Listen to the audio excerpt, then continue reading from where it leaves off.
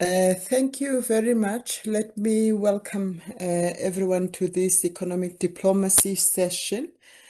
We are having this session because of the changes in the global environment, and I would like to thank TIPS for organizing this session and putting a very good panel for us. I'm going to sort out my camera, but for some reason I'm struggling, but I hope I'm audible. I'll sort it out in the course of the session. My name is Xolelwa Mlumbi Peter. I'm the Deputy Director General responsible for trade at the Department of Trade, Industry and Competition. We are having this session, as I've indicated, in the context of a changing global environment. We are seeing a lot of changes resulting in economic uncertainty, geopolitical tensions, new technologies, and the weakening of the multilateral trading system. These shifts are resulting in the reordering of the economic order from a unipolar to a bipolar world, but also it's clear that we are now moving towards a multipolar world. And this is resulting in intensification of global competition, shifting global alliances and contestation, even in terms of the principles that have always underpinned the multilateral trading system. For the best part of the 3 decades of the world, we had settled into a predictable trading environment that offered a rules-based multilateral trading system. But in recent years, we've seen that this system has come under significant strain. And more recently, the multilateral trading system has been severely disrupted by unilateral and protectionist trade measures taken by even those that created the system itself. And this has been combined with new approaches to trade arrangements that fall outside the familiar and stable rules environment. This has led to a fragmentation of the rules-based trading system and has created, as I said, unpredictability and uncertainty in trade, with a disproportionate impact on developing countries, including South Africa. And developing countries from the very onset of the Uruguay round have called for the reform of the multilateral trading system. However, all of these calls have fell into deaf ears until recently, when now the more powerful members of the WTO are now calling for the reform of the system. And when developing countries called for meaningful reform, it was to ensure that we have equitability and balance in the multilateral trading system so that the benefits of trade can spread to all the WTO members. And this was underpinned by key principles of the WTO, such as consensus-based decision-making, non-discrimination, which was entailed in the MFN, a principle of the WTO, the most favored nation principle. And it was also about an open, fair, inclusive, and of course, developing countries have been calling also for a development-oriented multilateral trading system. And all of us are of the view that the WTO has to be at its core. However, with the changes that we see, it is now more urgent and necessary that the system is reformed. While everyone is calling for a reform, at least developing countries still see value in the multilateral trading system, but in a reformed way, because it's clear that the benefits, even though there have been benefits from this system, they have not been shared equitably, especially by developing countries. We are now seeing new approaches that are surfacing, such as plurilateralism, which is seen as the way forward or presented as a pragmatic approach to deal with the fact that the system has been struggling to deliver multilateral outcomes. Plurilaterals are not without pitfalls or risks. There are legal, systemic, and process issues that are associated with plurilaterals that risk marginalizing smaller and weaker actors in the WTO. The WTO is a negotiating platform where members make concessions around a number of issues, and this is what normally leads to a balanced outcome. While, of course, the system was there and functioned for a number of decades, I think all of us can agree that it has not been perfect. But what was important was that everyone has a say and everyone felt that they can negotiate and be able to deliver balanced outcomes for themselves.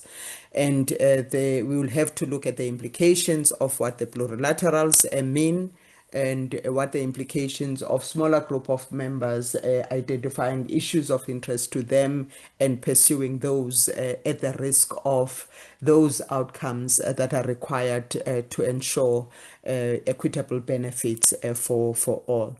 So the session today will explore what the implications of the complex geopolitical environment mean for developing countries, including South Africa. What are the implications for the new solutions that are being put forward, such as plurilaterals, that are put forward as mechanisms to break the multilateral deadlock?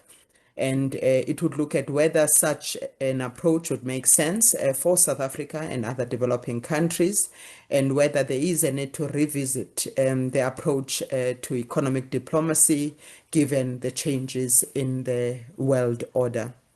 We have a number of speakers that will assist us to think through these issues. The first one being Emeritus Professor Faisal Ismail, who is a leading expert in global trade and governance, formerly the director of the Nelson Mandela School of Public Governance and a senior academic at UCT. He was the former chairperson of the International Trade and Administration Commission and served as South Africa's ambassador to the WTO from the period 2010 to 2014, and also leading a number of major international trade negotiations. He holds a PhD from Manchester University and is widely published on international trade and the WTO. We were supposed to have Mr. Wandile Sihlobo, but unfortunately, due to other urgent matters, he's not able to join us. So Saul will replace him. And we all know Saul, who's assisted to convene us and leads tips, leading key conversations as we are going to have today. We also have David Mashin, who is the head of trade policy for Southern Africa at the British High Commission in Pretoria, where he leads the UK's regional trade and development agenda. He has extensive experience in trade policy, including free trade agreements, market access, economic diplomacy, and economic security across Europe, the Middle East, and Africa. We also have Professor Daniel Bradlow, who is an international expert in global economic governance and financial law, with advisory experience at the UN, World Bank, and African Development Bank. He has held senior academic positions at the University of Pretoria and American University. He works on development finance, human rights, as well as international economic systems. I will now move to the panel. I will ask Professor Ismail to present his thoughts in terms of these topics, followed by Saul, and they will have 15 minutes each. And then I will go to David and Danny, who will have 10 minutes each. Over to you, Faisal. Thank you very much to you, Golelwa, and it's a great pleasure to be here. I'm just going to try and put this PowerPoint on. Great. So thanks so much. It's such a great opportunity for me to share this platform with colleagues here.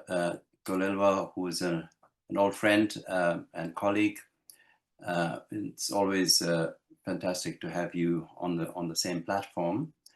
And I'm also happy that today we have David Marcin, who I had the pleasure of meeting just a few weeks ago here in Cape Town, and Danny Bradlow, who also is an expert really in areas of global governance, and Saul Levine, of course, who is also my boss from time to time because this paper that I worked on was written for TIPS, and I'm very pleased that he's here, and he will be also sharing his views on some of the issues that are raised in that paper. So before I start, I want to just say that, oops, let me see, I think I'm supposed to be there.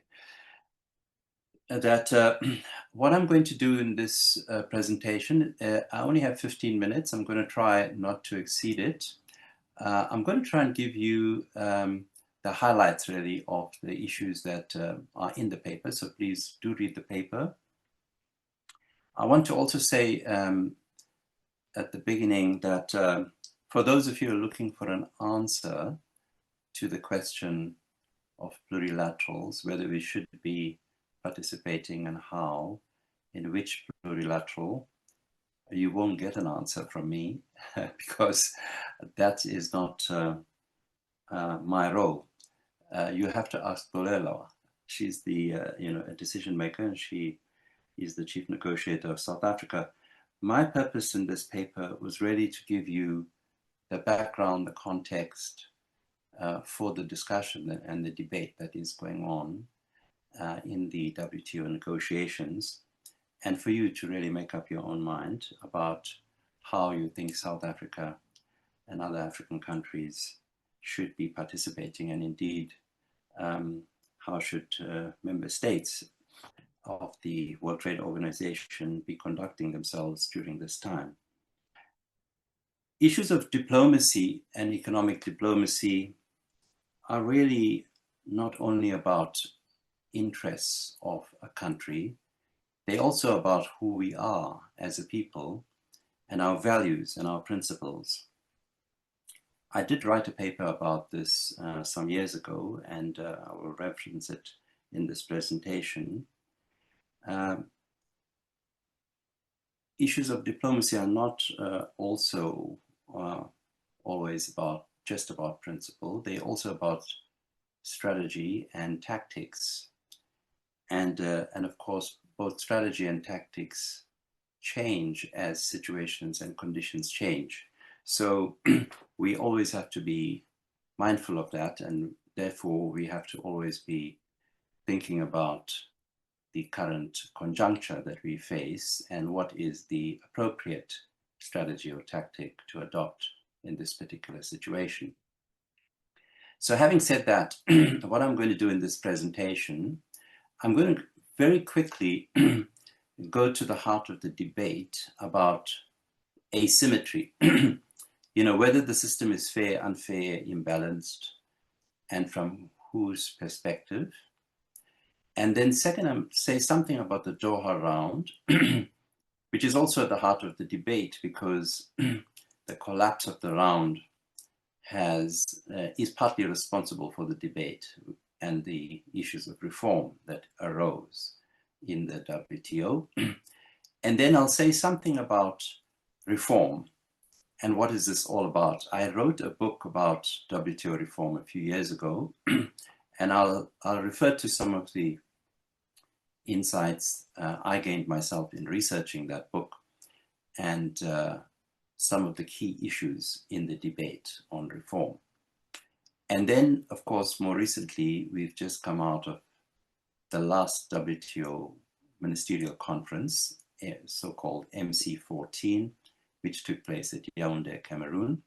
And everyone, well, all the member states were positioning themselves just before that conference, and they made detailed submissions to the WTO, and I'll highlight some of those submissions because some of the insights one can gain from those submissions about different positions of member states.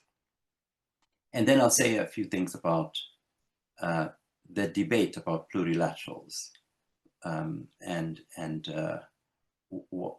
what do some of the observers, experts say about plurilaterals? And then, of course, what should we do as South Africa or the African continent?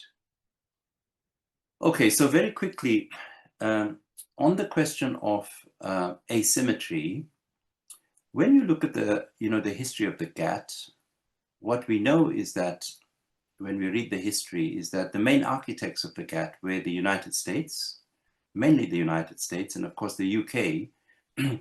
They were, the main victors of the war, and the United States emerged from the war much, much stronger, the most powerful economy really in the world. And at that point, the US was able to lead the process of building global governance. And the US insisted on the principle of reciprocity, but also of most favored nation. And this is where even the US and the UK had a huge debate about this principle, which we'll come to, and which is still a debate in the WTO now. And this is how the principle of MFN, or non-discrimination, came into being. What it means is that we should treat everyone equally, and it was really not in favor, this principle is not in favor of preferences. UK had a lot of preferences, mainly to its former colonies, and the US didn't like that at all. So that's how that principle emerged as a foundation principle of the GATT. Now, having been the lead negotiator in the 1946, 47, 48 negotiations that created the GATT, the US then, of course,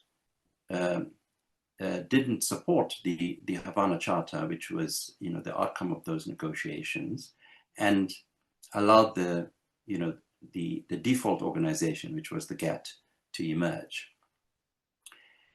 So there's a long history to the GATT.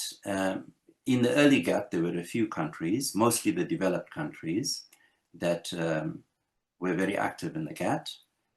Mainly because most of the developing countries, especially African countries, were still to emerge from colonization, and it was only in the late 50s, early 60s that many of them did, and then it took them a few years to join the GATT. So the early GATT, it was really the more developed countries that were the key members.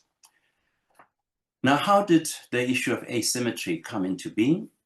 Well, there are at least three ways in which that happened. The first was that, the negotiating issues, what was to be negotiated, that was decided by the main, the leading members. And it tended to be the United States in the main, and then the European Union.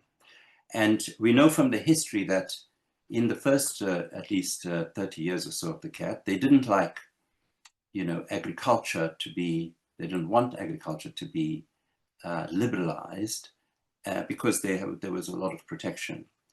And textiles, they were very sensitive as we got to the 70s and the 80s. They became uncompetitive, and so they protected it.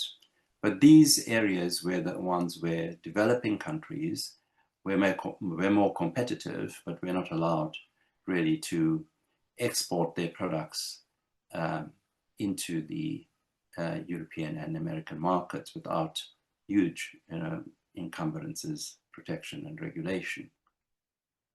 The second way in which asymmetry was built into the GATT was the way in which the negotiations itself took place, the method of negotiation. The US didn't like any formulas. They preferred, commodity by commodity or issue by issue. They wanted a sort of a bilateral approach, request and offer approach. So some of this, has returned. And then as we began the negotiations in the early rounds, the US tended to, favor small group negotiations. This is what we call, plurilaterals.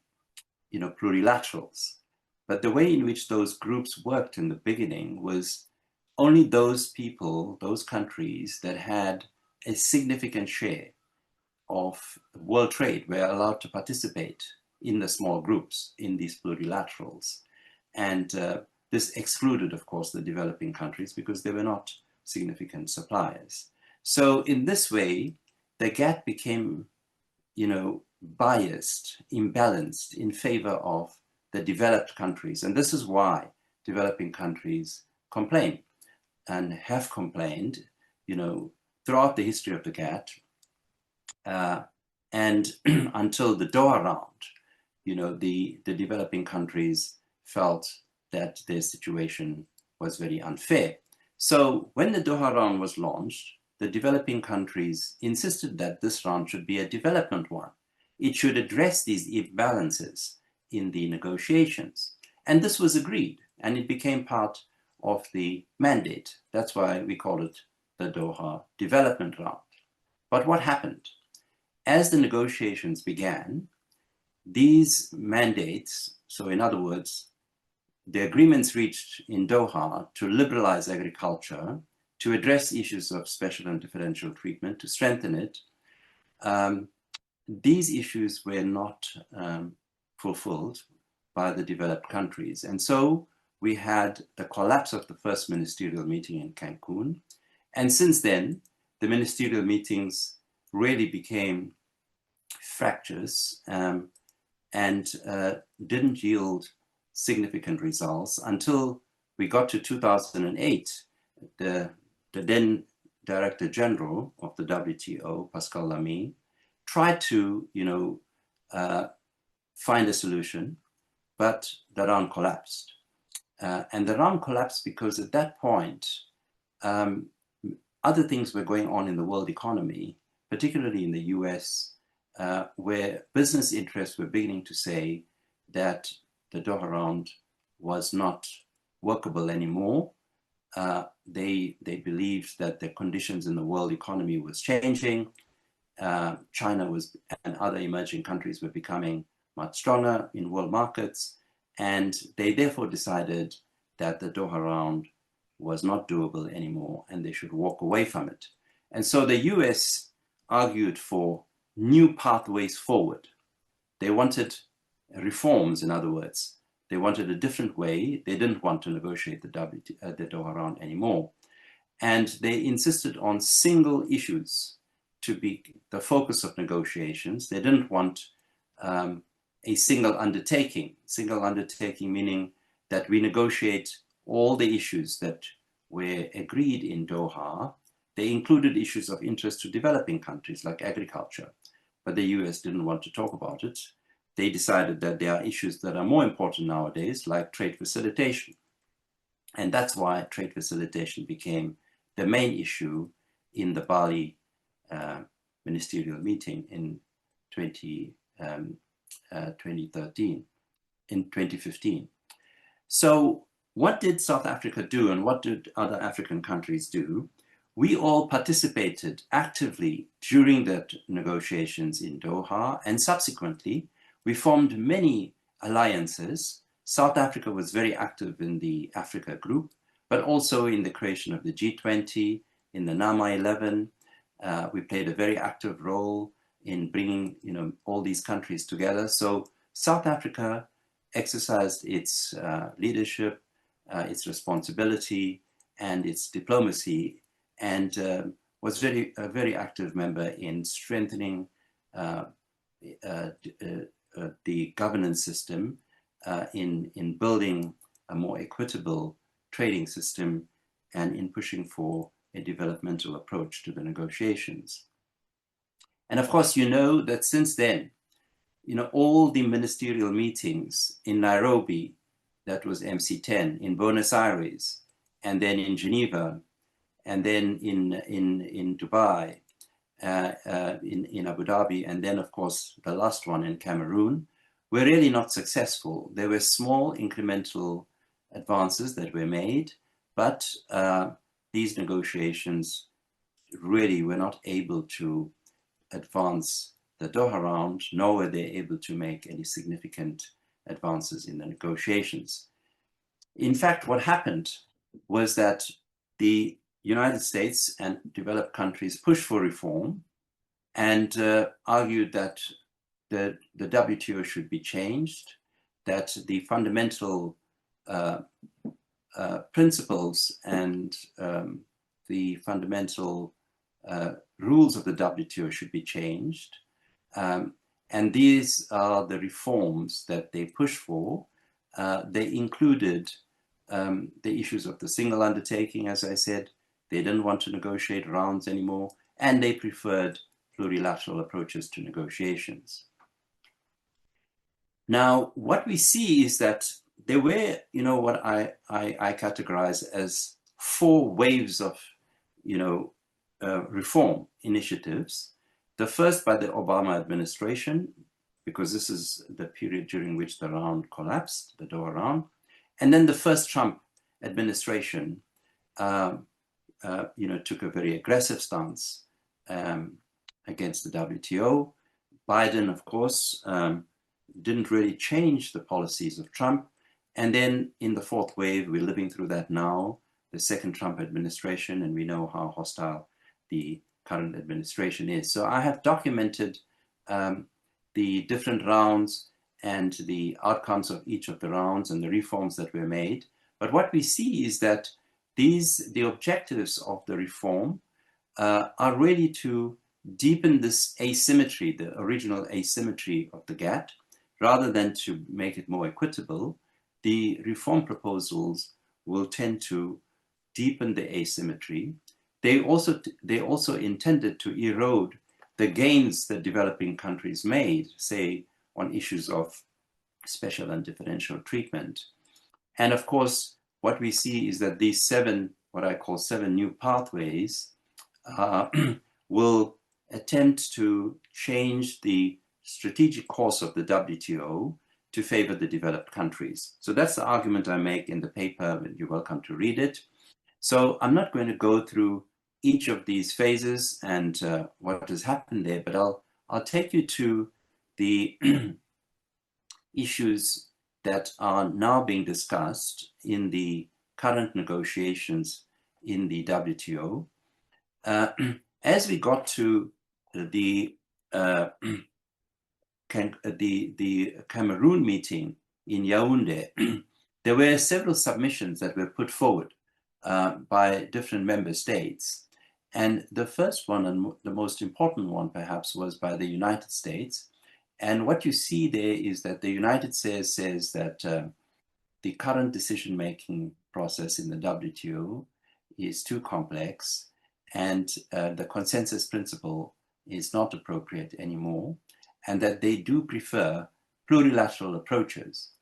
But unlike the European Union, which was willing to agree to plurilaterals, which would only bind those members that joined it, the United States said, no, we want plurilaterals, but only those members that reciprocate, who are members of the plurilateral and reciprocate, should be allowed to benefit. Now, this would mean that the MFN principle would be undermined. The United States also distinctively stated in their submission that they no longer believe in the MFN principle. Now, what the MFN principle did is it made everyone equal in the WTO. Any benefit that was extended to one member should be extended to all members. That's the principle. And the United States said, no, we don't agree with this anymore. We don't think it's appropriate. And also, we don't like the single undertaking. We only want to negotiate issues which are of interest to ourselves. So that is the context really for the debate. And I don't have time to go into each of the member states and their own views. But what this did is it changed the context for the discussion on the plurilaterals. There was a debate about the plurilaterals that did take place in the GATT in the WTO from about 2008, 2009. There were various reports that were written. Some were very interesting: the Sutherland report, the Warwick report, the Bertelsmann Stiftung report. These are big reports that were written debating the question of decision-making in the context of the reform proposals.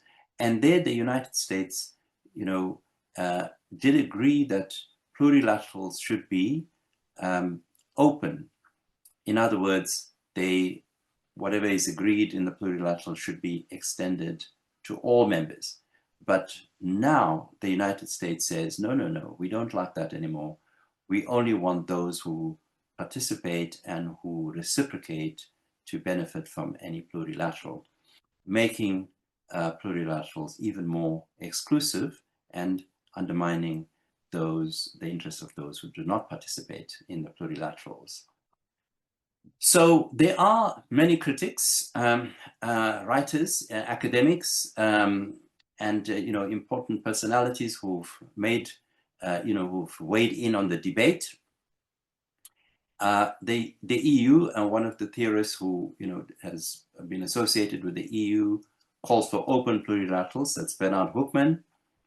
Another academic writer, a European trade law expert, Robert Basadow, argues that plurilaterals really are disadvantageous. He argues that they will sideline or marginalize developing countries. And he argues that this will create what he calls a club of clubs. It will create a fragmented rules-based system. And then there is Professor Jane Kelsey. She's written a lot about this, and she also makes a similar case to Robert Basadow, saying that these plurilaterals will really be will undermine the interests of smaller developing countries and will result in a very fragmented system. It will undermine multilateralism. There is Stuart Harbinson is a diplomat. He represented Hong Kong, China. He chaired the WTO Council many times, and he wrote a really interesting piece just before the Cameroon meeting, also taking a very strong stance against plurilaterals, and particularly against the position taken by the United States, arguing that these plurilaterals and the way in which they are envisaged will really undermine the multilateral trading system. They will create a fragmentation of the system. Now, in this context, what should South Africa do? What should Africa do? And this is the question, it's bigger than the WTO. It is about governance and global governance as a whole. And this is why people like President Stubb of Finland weighed in on this debate in an article in Foreign Affairs. And he argues that in the current conjuncture, what we see is, an increasing resort to unilateralism and the use of power to drive bargains and deals between countries, or mercantilism, and an undermining of multilateralism. And he calls really for us to go back to the basic principles of multilateralism. And this is also what Mark Carney, the current Prime Minister of Canada, said when he made his very famous speech in Davos earlier this year. And he said this sort of assertion of power undermines the multilateral rules-based system. And he admitted that it was never really totally fair and totally balanced, but it did work. It preserved the peace. And he calls for middle powers like Canada and perhaps countries like South Africa to work together to rebuild multilateralism on the basis of values. Now, when we talk about values, we have to go back to Mandela, because I wrote a paper about this, and it was really the writings of Mandela and the actions of Mandela and the values that he espoused, which inspired me and many others in South Africa, and certainly the government of South Africa for many years, as we participated in many multilateral institutions, including the WTO. And his guidance was clear that multilateralism needs to be based on justice, and we should be concerned about the smaller and poorer countries. And this is the approach that I think the African group also took when it went into the MC14 meeting, there was a ministerial meeting in Maputo, and the African ministers also decided that they favor a consensus-based approach. They were not in favor of plurilateral approaches because they felt that this would really undermine the principles of multilateralism. And I think that as we participate, South Africa, in regional integration with our neighbors, whether it's in SACU or SADC, and particularly now with the AfCFTA, we have the responsibility to demonstrate these values of equity and solidarity in practice. And this is the sort of work that I'm now doing myself in the AfCFTA, pushing for the principles of developmental regionalism, which is about sharing the benefits of trade to all members, small and large, and ensuring that the trade liberalization doesn't just work for a few countries, but actually works for everyone. And it was in this spirit that we just launched the first regional industrial value chain on the African continent in the cotton, textile, apparel, and retail sector. So that's the way in which I think we should be conducting ourselves. I'm not going to, jump in on the debate about the particular plurilaterals that were discussed at MC14, but I'm sure other members would like to get into that discussion, but I'm quite happy to listen to the questions or the comments from the audience. Thank you very much. Thank you very much, Faisal, for that, and thank you for a rich presentation, allowed for a longer period in terms of the time allocated, because I think it was important to cover all of those areas. I see also claps from the audience because really it was a rich presentation that gives the history of the negotiations and the fact that the plurilaterals are not new, because sometimes when we don't follow the history of the negotiations, we would think that these proposals are new. So I think it's helpful to understand that history, but also the implications from a number of scholars, including also what the considerations should be for developing countries, including South Africa. Let me now move to Saul to take us through his presentation. Saul, you'll have 15 minutes. Thanks, Mulelwa, and thank you, Faisal, for your interesting paper. I've now read it and seen it a few times, and each time I think there's new insights that we get from that important analysis. My paper that I'm presenting today is based on research that TIPS has done, and it's research that's available on our website. I'm going to focus on some of the key issues for South Africa from our trade relations. So it is, as TIPS's work is often, quite data rich, and just thinking through then what are some of the implications for our approach to economic diplomacy. So where are we now? So what we have here is just an overview of South Africa's exports and imports and trade balance. South Africa has been running a trade surplus with the world for quite a few years now. And it's particularly when there was the post-COVID recovery, many countries were using stimulus measures to buy or to get their economies going, and they were buying more commodities which we export, and that then had a positive impact on our exports and our trade balance. And even in some quarters we are seeing some of a small declines in our export, but overall we have had this positive trade balance. In terms of what are we exporting, so we're still very commodity focused. So our largest exports are metals, minerals, ores, but also increasingly vehicles, agricultural products, as well as other related products, such as machinery, iron and steel, aluminium, and electrical machinery, as well as beverages.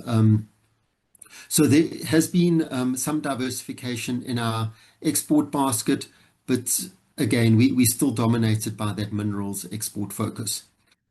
Where are we exporting to? So China is our largest trading partner and export destination. Germany has become our second largest trading partner. They have in recent times overshot the US. And then we have a number of other important trading partners, but particularly SADC, and I'll touch on that shortly. Where are our exports going by region? So by far, our largest exports are to Asia. As a region, the EU, SADC, although that SADC is slightly inflated because there's transshipment that is going to other destinations, but it is a very significant trading partner. And that North America is mainly made up of the US.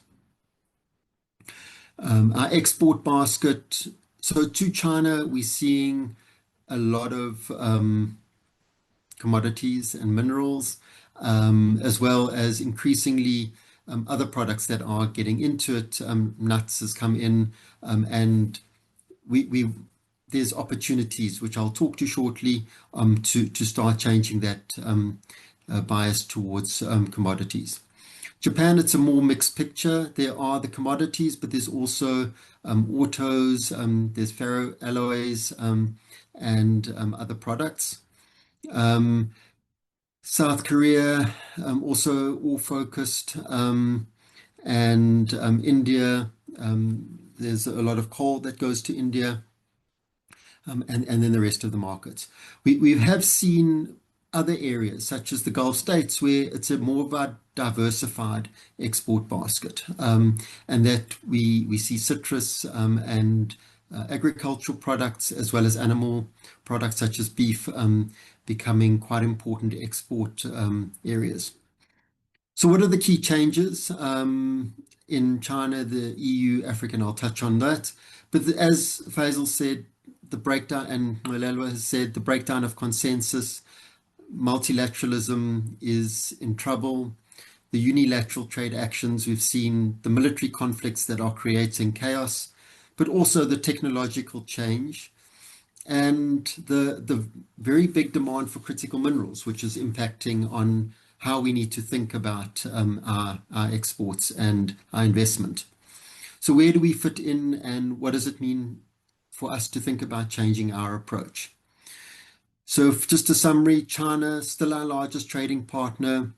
They've went on that charm offensive immediately after the US imposed their tariffs last year, and quite successfully. As I've noted, largely mineral and ore exports. Part of their charm offensive was the tariff reduction on exports, and we've seen that recently being implemented, and will create new opportunities, particularly for agro-processed products.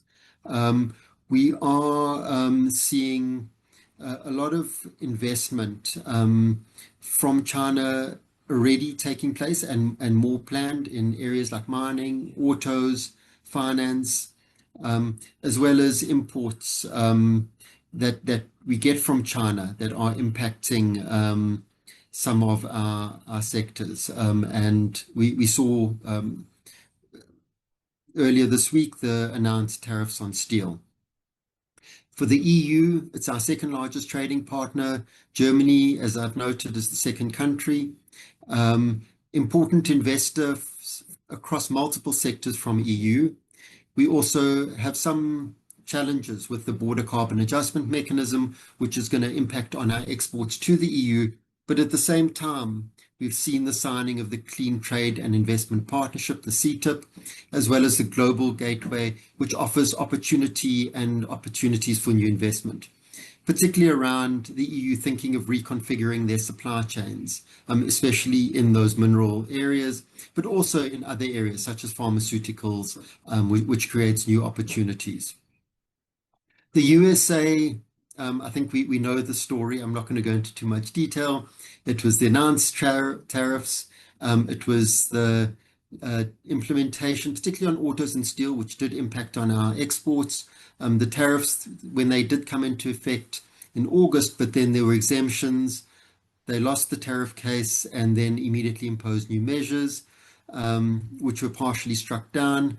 And how's this affected trade?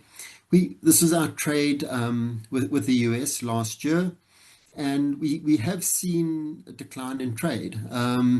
It initially, I think, went up, particularly because of the price of commodities.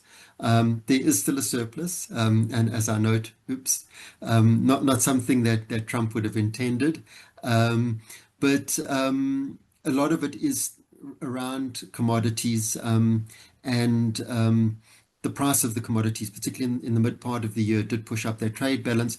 But we have seen a decline, particularly in autos being impacted by these tariffs and some of the metals. For Africa, it's not as good a story as we would have liked. Trade has grown, but not to the extent that it should have grown. So this is quarter on quarter in the fourth quarter. But overall, I mean, we are seeing an upward ticking, although the last quarter of last year, there were some challenges, but it should be a lot higher. And I think there's a recognition of that. We do run a large trade surplus. Most of our trade remains with SADC countries. So we're exporting to Zimbabwe, Namibia, Botswana, Zambia, Mozambique, but a lot of that Mozambican exports is transshipments, and it's machinery, metals, chemicals, and food.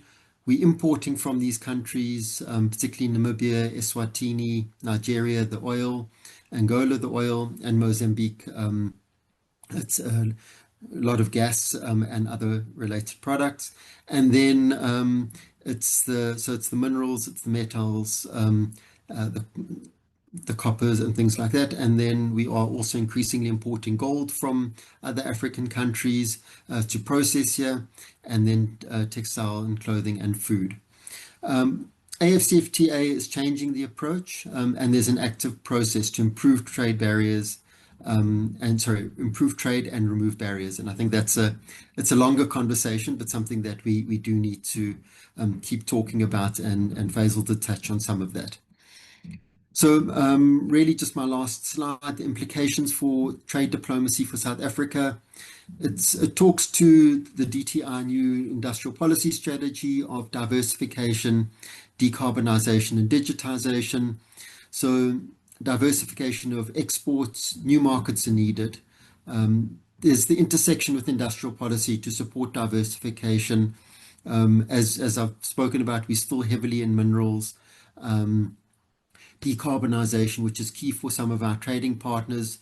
The AI and technological change creates new possibilities for digital investments and exports of services, and will create a lot of new opportunities. We do note the challenges. It has implications for our bilateral trade agreements and agricultural protocols.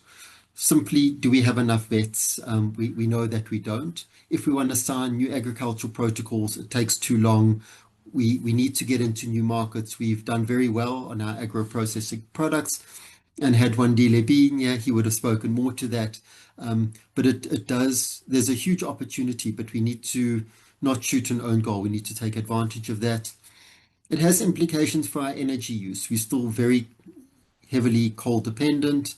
We need to be pushing the renewables a lot harder, and also thinking about where is our focus? Do we continue to, it's the old minerals energy complex. Do we just green it? Do we have greener smelters?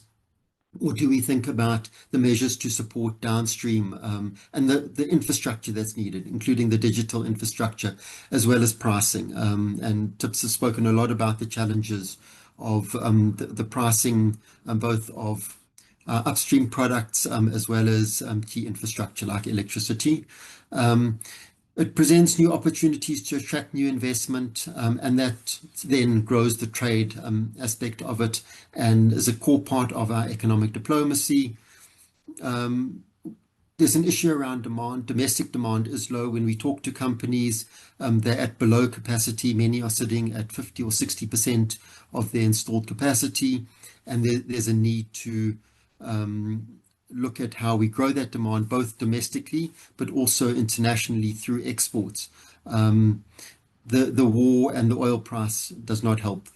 And then it's the ramp up of engagement with other countries that we've seen. So thank you very much. The information is drawn from TIPS import and export trackers, as well as a tracker on the US trade negotiations available on our website. Thank you very much. Thank you very much, Saul, for that, and also for stepping in, given Wandile's absence.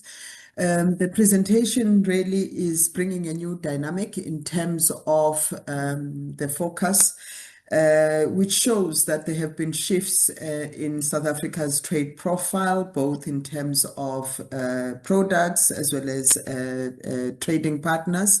Our exports are now going more to the global south. If you look at Asia as well as Africa, the presentation also touched on the developments in the various agreements and engagements that we are having with various key trading partners, with a new form of agreement having been signed with the EU, which is the Clean Trade and Investment Partnership, which is a very important partnership to decarbonize South African value chains.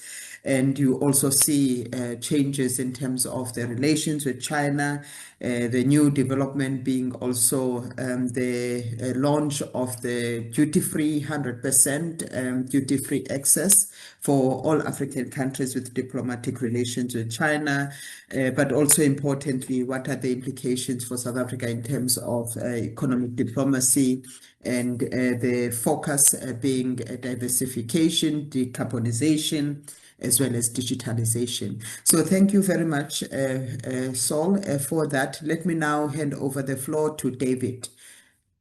David, you have 10 minutes. Thank you, Ambassador. Good morning, everybody, and thank you for this opportunity to contribute to the discussion today.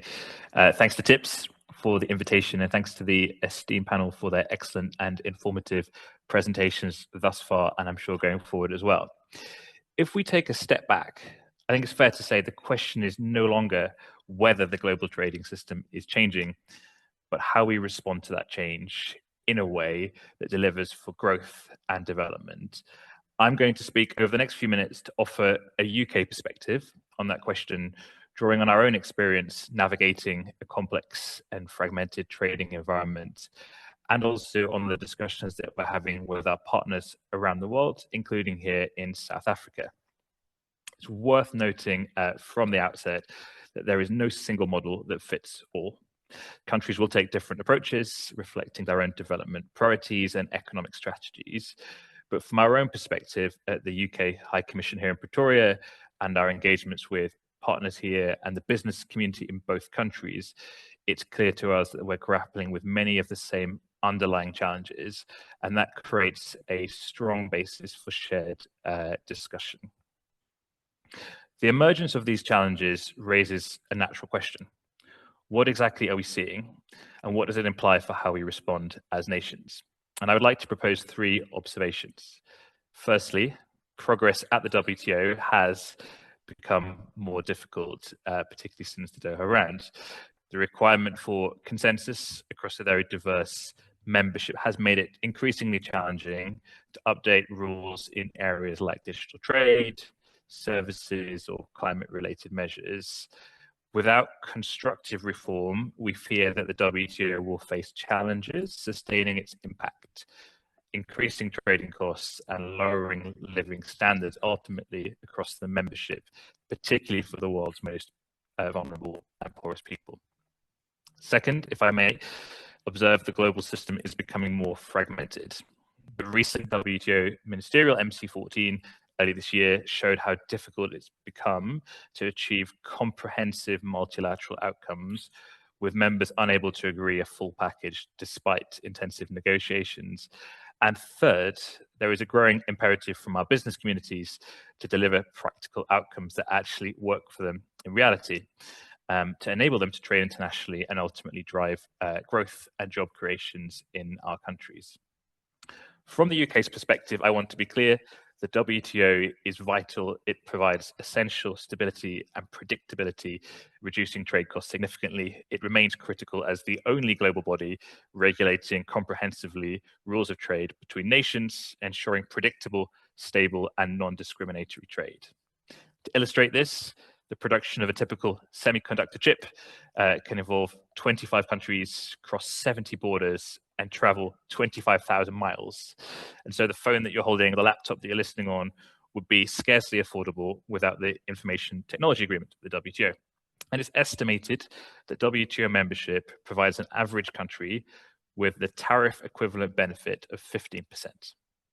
This is the value of the WTO. But the system is under strain and needs to evolve to remain relevant. Our vision is for an organization that keeps pace with the modern economy, that can drive global growth and development for all, and one that allows for a greater diversity of economic models to better manage the negative externalities that this diversity creates. Against that backdrop, plurilateral approaches, while not being new, have come more into focus in recent years. Multilateral solutions remain the gold standard, plan A, if you will, but where consensus across the full WTO membership has proven difficult, we believe plurilateral initiatives can offer a pragmatic way to make progress in specific areas. The system must remain built on consensus, which is essential for legitimacy and fairness, but in practice, consensus has often come to mean unanimity, and that can make it very difficult to move forward, even where there's broad support across the membership. So part of the conversation is about how the WTO can operate more effectively in the world we live in, whether through tools like flexible decision-making processes or mechanisms that allow progress while maintaining openness to all members. We believe plurilateral agreements can be part of that picture, as they allow groups of willing members to move forward on specific issues while remaining anchored within the WTO framework. And we're seeing this take place already. At MC14 in March this year, where multilateral outcomes were sadly limited, progress was able to continue in some specific areas through coalitions of members, for example, on e-commerce and investment facilitation. From the UK's perspective, we believe these initiatives can be seen as a way to keep the system moving forward, particularly in areas where there is an urgent need for updated rules, including digital trade. Plurilateral initiatives can allow members to move at different speeds while keeping the door open to wider participation over time. We posit that well-designed, and this is key, well-designed plurilateral agreements can support regulatory cooperation and transparency to reduce trade costs, particularly important for smaller firms and developing economies. They can provide frameworks for capacity building and technical assistance, helping countries strengthen their ability to engage in trade. And they can provide pathways, create pathways for gradual integration, allowing countries to join those agreements when they're ready, rather than being locked out. The key point, however, is that this is not about moving away from multilateralism, the gold standard, but about making it work more in practice.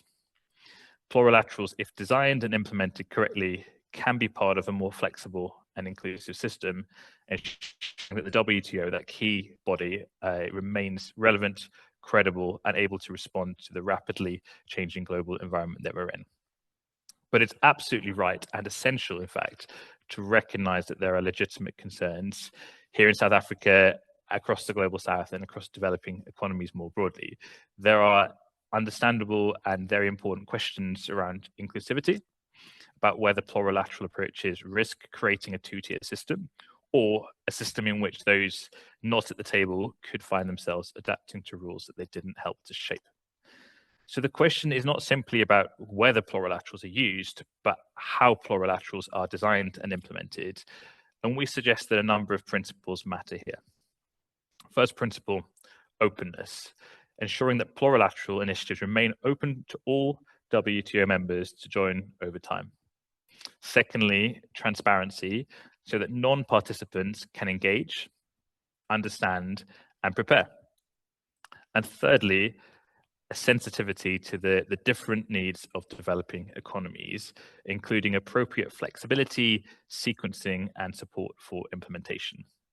And the evidence suggests that when designed in this way, plurilateral approaches can play an important role to complement development objectives rather than work against them, through reducing trade costs, through greater transparency and regulatory cooperation, and providing a platform, a practical platform for capacity building and gradual integration into new and emerging areas of global trade.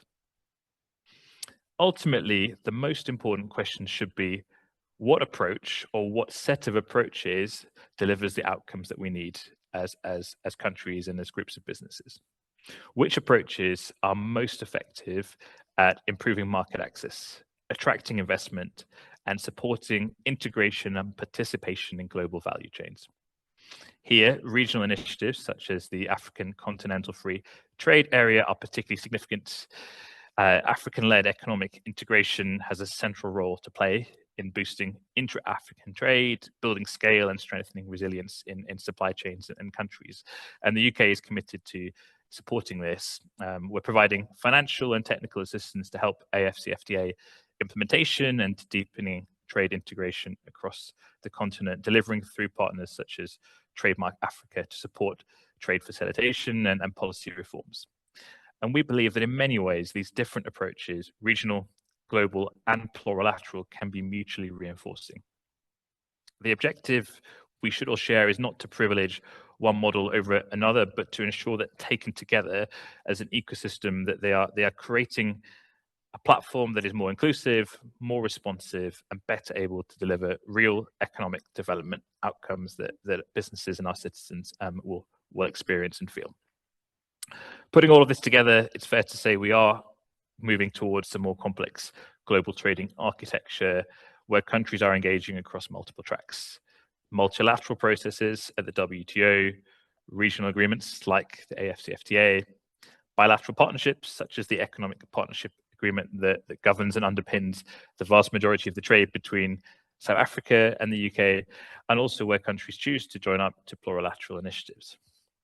This reflects a more flexible and pragmatic approach to trade policy, recognizing that a single model is unlikely to deliver in today's geopolitical and economic context.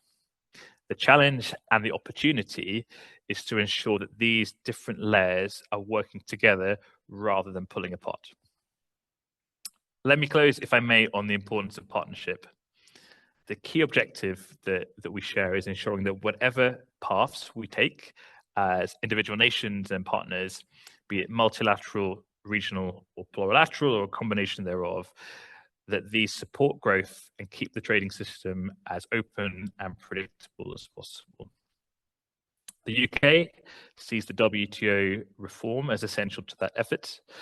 We are working with our partners towards a system that is more relevant, more flexible, and more accessible, one that reflects the realities of today's economy and delivers in practice for the whole membership. But this is not something that any one country, one region, or one bloc can shape alone. What matters most, I would say, is that we continue this conversation and look for ways to work together creatively and in a spirit of partnership, learning from each other's approaches in our different contexts to ensure that the global trading system evolves in a way that supports development and delivers tangible benefits for all countries. Because in a changing and increasingly complex global trade system, it is our partnerships that will ultimately determine whether we succeed. Thank you for listening.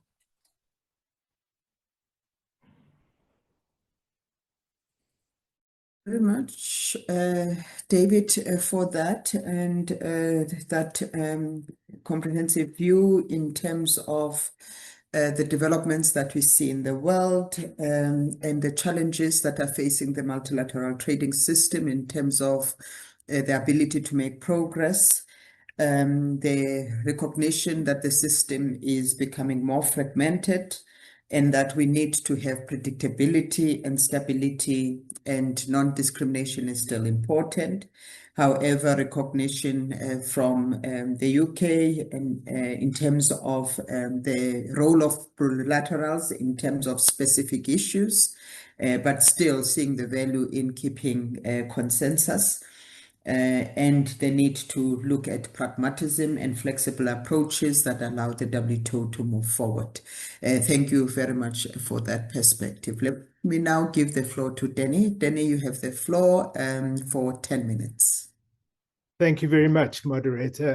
And I want to begin by thanking TIPS for inviting me to participate in this very interesting discussion, and Faisal for a really interesting and thought-provoking paper. The danger of being the last speaker in a panel like this is so much has been said already that I've got to work out how to say something without repeating anything. And so what I think I'm going to do is to sort of put this discussion in a broader context. And to begin, let me say, as Faisal pointed out, when the GATT was created after the Second World War, it was really dominated by the US and the UK at that time. When the WTO was created in 1994, we need to remember what the state of the world was at the time. And it was a period of great optimism. The Cold War had ended, the Soviet bloc had collapsed, the US saw itself as the overwhelmingly dominant power in the world, the EU was looking very good and robust at the time, and so that creating a new trade organization seemed like a good thing and a good way to respond to that changing environment and to the changes in the global economy. And so that in creating the WTO, not only did they create an international organization to deal with trade in goods, as the GATT had done, but they also added in a whole lot of new elements to the trade regime as well. So there was an agreement on services, there was an agreement on trade-related aspects of intellectual property, on trade-related aspects of investment. And they also changed the dispute settlement system so that instead of it being a system in which there would be disputed panels as there had been under the GATT, where countries that didn't like the agreement, didn't like the outcome, could actually block implementation of the outcomes, the new mechanism had an appellate body that would actually make it much harder for countries to avoid the consequences of losing a decision in the WTO. And it was a symptom of the way in which international organizations were going to be seen as playing a much more dominant role in the economy. And I think it's important to keep stressing that the creators, the countries that pushed for the WTO, the US and the EU, saw this as a great advantage to them because they could bring in the new elements of the global economy in a time where they were still dominant. And that allowed them to introduce a lot of these new elements into the WTO. But when the WTO began to operate in the later 90s and the early 2000s, it was a time in which the balance of power in the world was shifting. China was becoming a much more dominant player in the economy, which it hadn't been at the moment when the WTO was created. It was becoming, there were other countries, India, Brazil, Turkey were becoming much more important.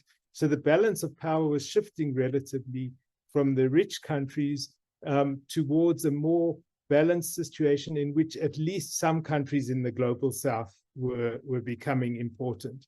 I don't want to overstress that because many countries were not included in that. But it's also important to keep in mind there were other new actors that were beginning to play an important role in the global economy, particularly transnational corporations. And their influence can be seen in many of the WTO elements, particularly, for example, in services, in intellectual property. But there were also civil society groups, as could be seen in Seattle in the talks that failed there because of the rise of new groups. So one of the consequences of this was that the dominant powers that had created the WTO, the US and the European Union, in a sense began to get their comeuppance.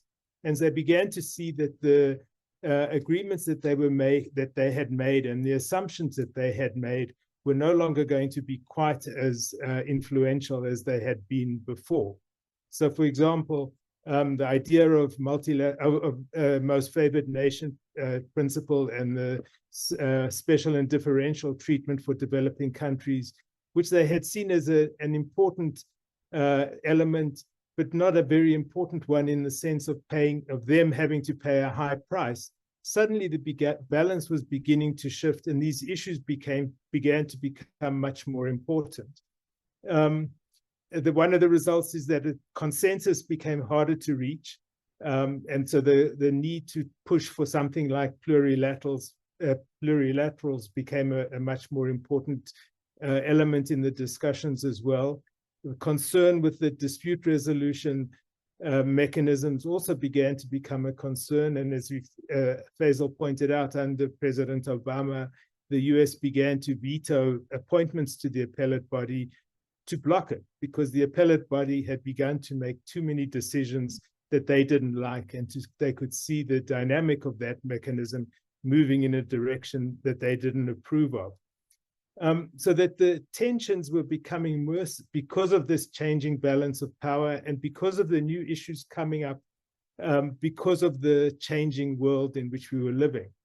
And I think there are three that we need to stress because they play an important role in thinking through how we work through this new situation. The most important one in some ways was climate, the fact that the environmental issues began to become more important in the WTO, which they had not been in the GATT and which they were not really addressed at the time of the WTO being formed. The technology issues began to change as well as new technologies began to raise new opportunities and new tensions in the economy. Labor issues and human rights issues became more important. And one of the ways in which that manifested itself is it began to shift from a focus just on the products in trade. So under the GATT, many of the issues were about tariffs and issues like that because we were concerned only with the trade in goods. Now, with the services, with the concern about the environment, issues about the process in the way in which goods were produced began to become more important. The CBAM is a good example of that, of thinking through not only do we want products that are good, but we want products that are made in a good way as well.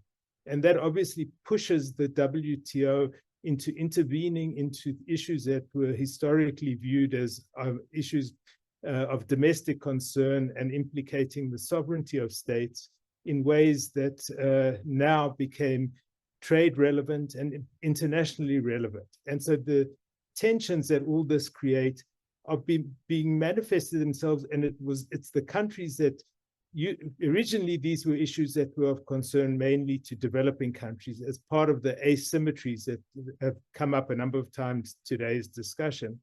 But they also began to become of concern to the more powerful countries, the US, the European Union, who suddenly saw that these issues that they thought they could control were now coming to affect them in ways that they hadn't anticipated. And that, I think, is promoting and interfering with is interfering with the way in which the fragmentation and the gridlock that we see in the WTO is reflecting itself. And so, final point I want to make is to think through what does that mean for South Africa and for Africa? How do we respond to the situation in a way that allows us to use trade to develop?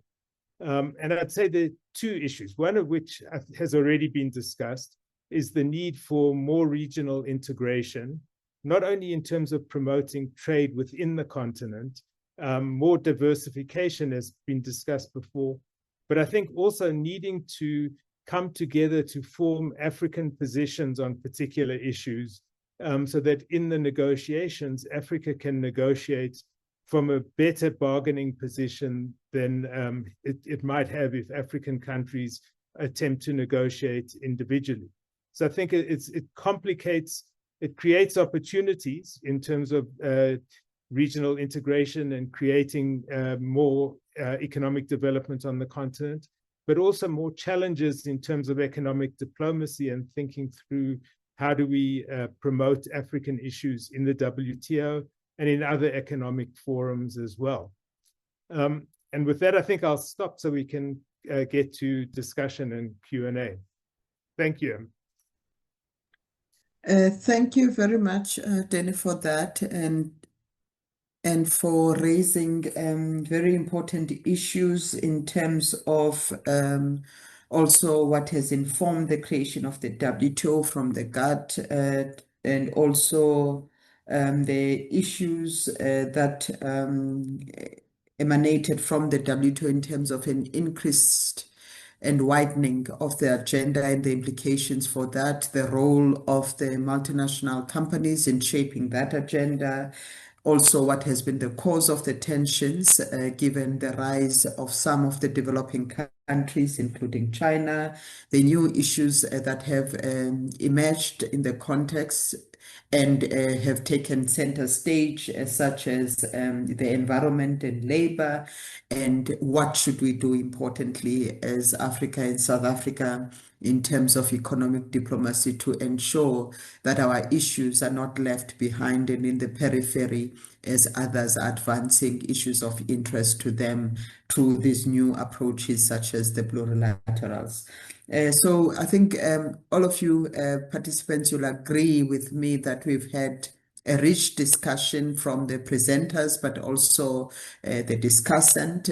It raises a number of issues from different perspectives, and I must thank TIPS as well for ensuring that the panel comes with different perspectives that give the participants a balanced view of the issues. We'll now move into questions. Please feel free to raise your hands or to post your questions in the chat. I saw that there was a question directed to Saul in terms of what would the Paris Agreement Article 6 mean, specifically clause 6.4, and how can it be leveraged as a market-based mechanism to enable decarbonization of heavy industries such as cement, steel, as well as technology transfer. So if I can start with you, Saul, to come in to respond to that question. Thanks. So the simple answer is yes. So it could very easily be a good mechanism because it encourages countries or companies to invest in hard to abate sectors that would allow for decarbonizing industries and give credits. So it is a good mechanism, but we do need to make sure that we have the right infrastructure or social infrastructure in place to recognize the process. So under the, I think it was the Kyoto Protocol that all of this emerged, and that allowed for a whole range of mechanisms that would give credits and a way of allowing those benefits to be accrued. So it's something that we should be looking at. There were previously, and I think there are mechanisms in process to get that right. I'm not working directly on those issues, but there was a point in my life when I was.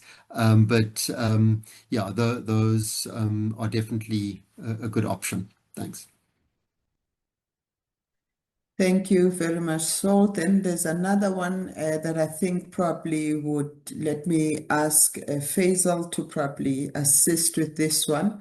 It's from Ms. O'Brien, who says she is a woman futurist and she's wondering whether local futurists might add value to the excellent research that has been presented by mapping various scenarios in terms of the drivers of the multipolar, plurilateral, multilateral, and unilateral futures, given the trade market shifts as well as institutional and policy reforms. Faisal, if you can take that one. Thank you so much. Yeah, well, I'm not quite sure what she means by a futurist, but I think that if she does mean that that's Merle, Merle O'Brien, and I'm would be happy for her to also comment. The methodology of using scenario planning, thinking about the future and thinking about different options, different possible ways in which the world could unfold and issues could unfold, and that would, what it does, it tells us about, say, the high road and the low road, if you like, say the more positive or more negative or the most likely scenario, or the depending on, of course, agency, what we do, what leadership we provide, and the road, the future could look different. So it's a good tool for analysis, a useful tool. And yes, I think futurists, whether you're women or I don't know whether there's any particular reason why women futurists offer more useful. I fully support feminist approaches, and so I think that your particular insights could be valuable as well. But I think that scenario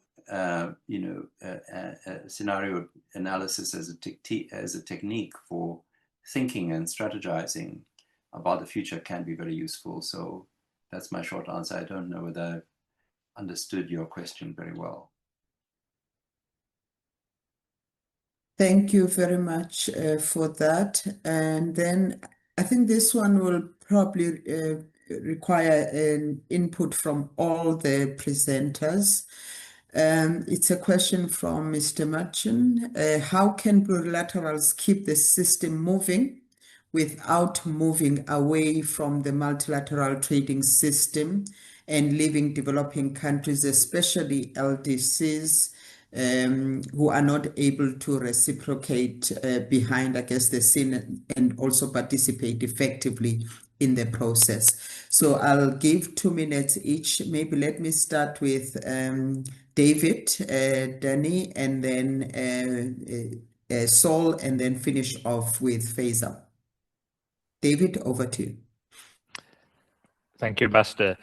I think, firstly, to keep plurilateral systems kind of working in sync and helping to keep the WTO system moving, we need to make sure that plurilaterals are designed well and firmly anchored to core WTO principles, particularly openness and non-discrimination, so that they're not undermining the rights of non-participants or fragmenting the system, which are clearly real risks and have been fleshed out in this conversation. To achieve this, I think we're looking at including open accession clauses, allowing all members, including developing countries and LDCs, to join when ready. I think, secondly, flexibility in commitments is essential. So where obligations can differ based on capacity of members or potential members, so reflecting and kind of reinforcing and improving upon the special and differentiated treatment by offering tailored commitments, transition periods, implementation linked to technical assistance, embedding capacity building, so that LDCs can benefit even without full reciprocity.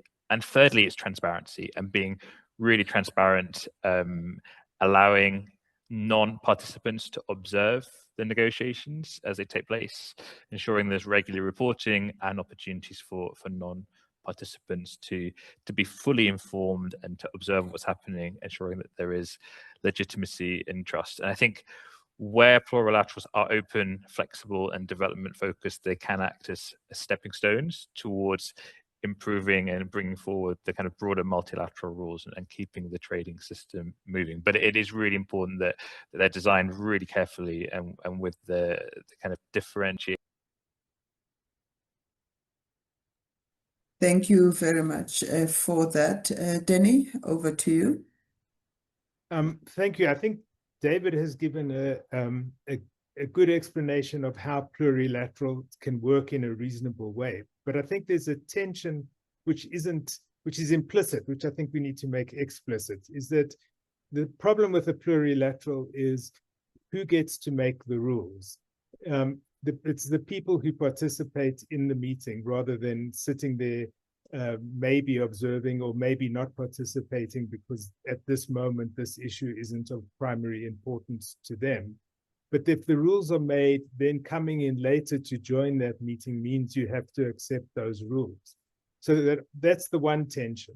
The other tension is the system, countries are at different stages and have different concerns and needs. And it's clear that consensus in a complex global economy is an extremely difficult thing to achieve. And that if we insist on consensus, it's going to be extremely difficult to get real agreements on global issues in trade.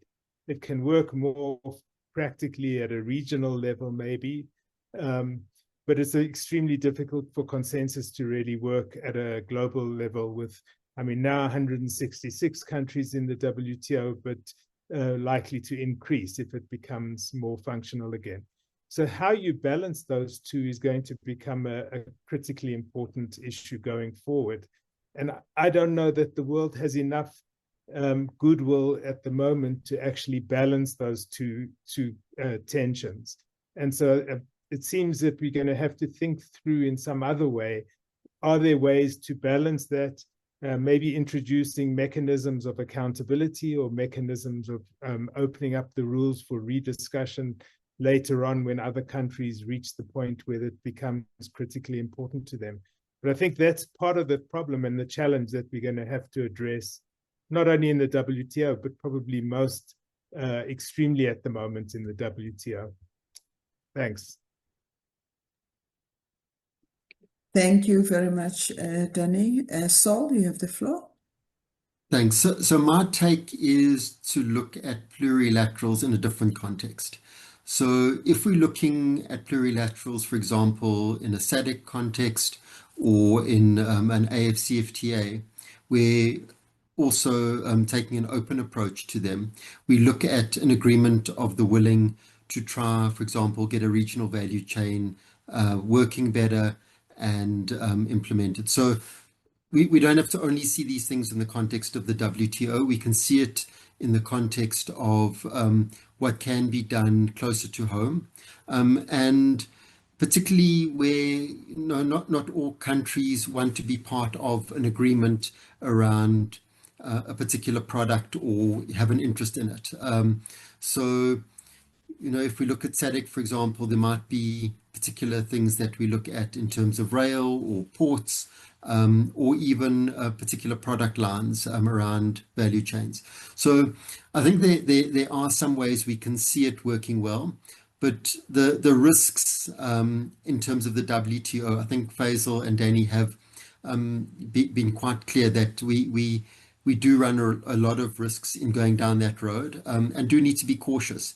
But my view is we don't need to throw out the baby with the bathwater, and there are some places where there is potential to be quite strategic in using that type of engagement to mutual benefit for all those that participate, and allow other countries to join in if that arrangement works, so that it's not a closed and dogmatic approach to it. Thanks. Thank you, Saul. Faisal, over to you. Thank you so much. Well, thanks for that question. I think it's a very, very important question. I don't know whether I have a complete answer, but let me try. There are 3 points I want to make.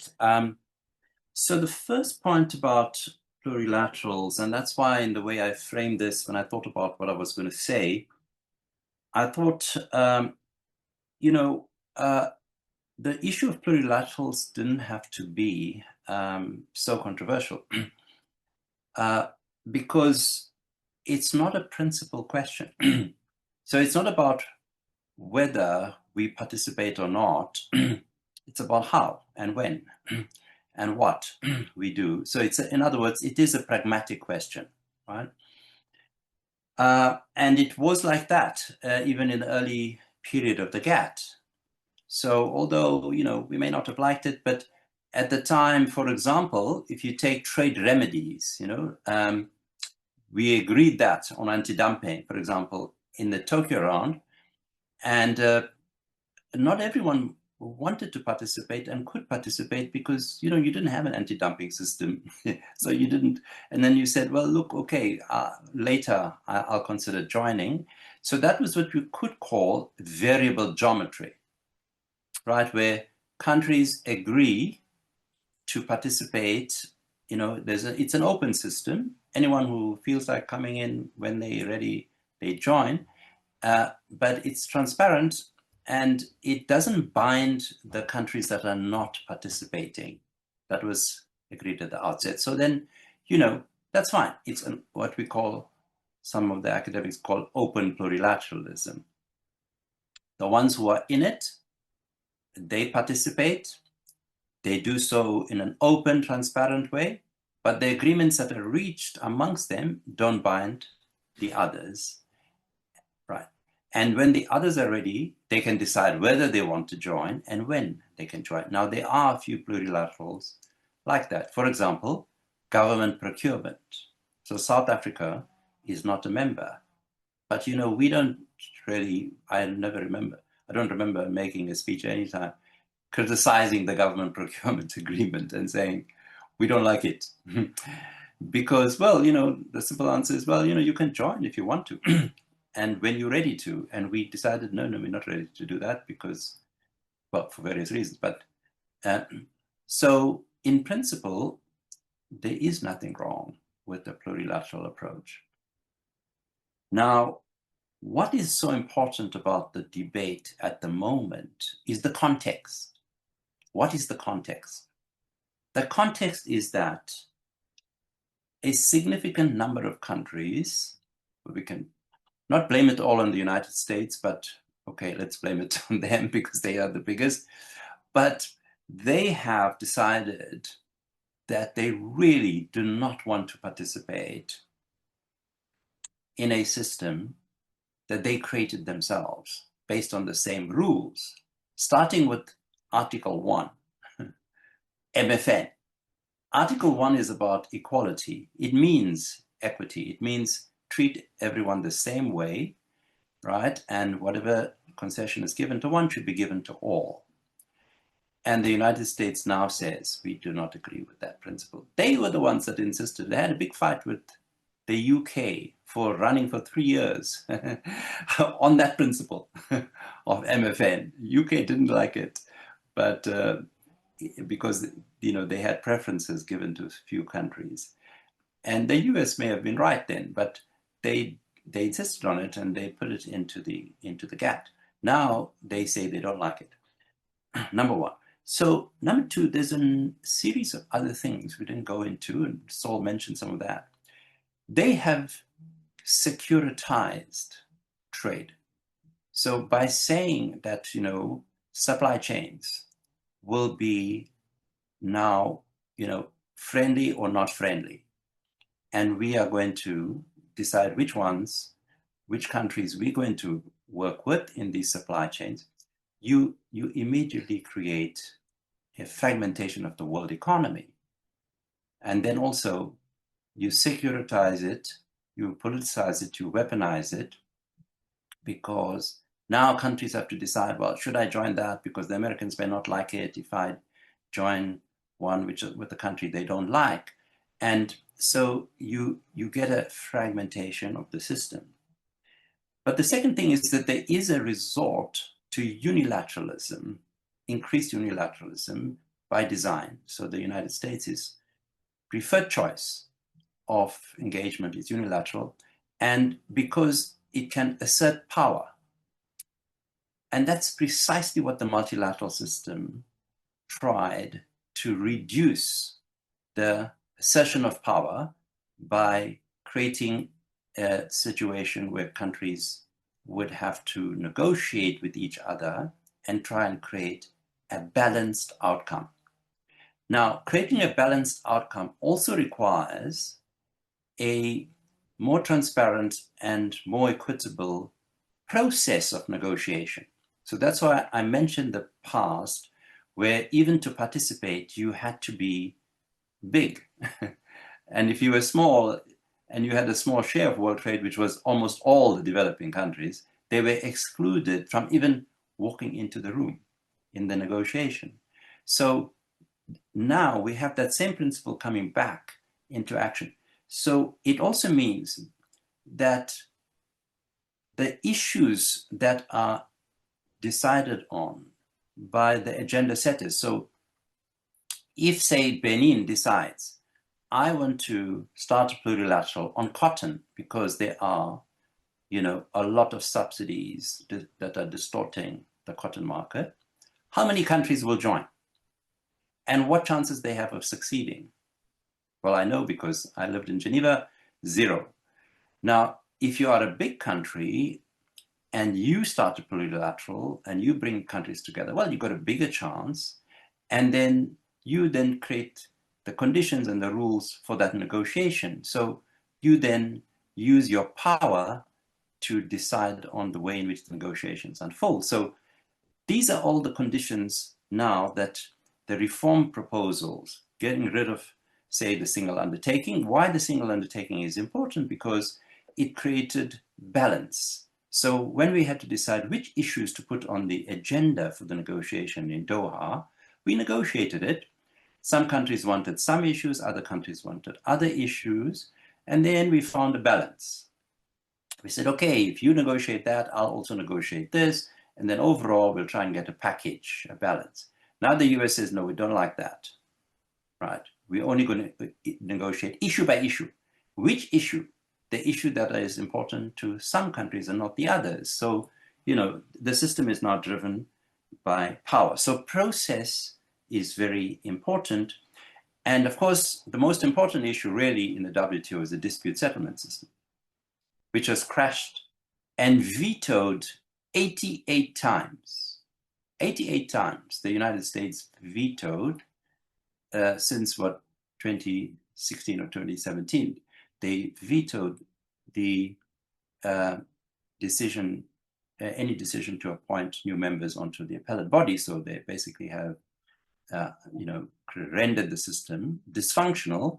Why the appellate body was important is because if someone had a grievance like cotton, Benin said, no, you're distorting, with subsidies, you're distorting the market and it's causing injury, you could take the US on dispute, like Brazil did and succeeded.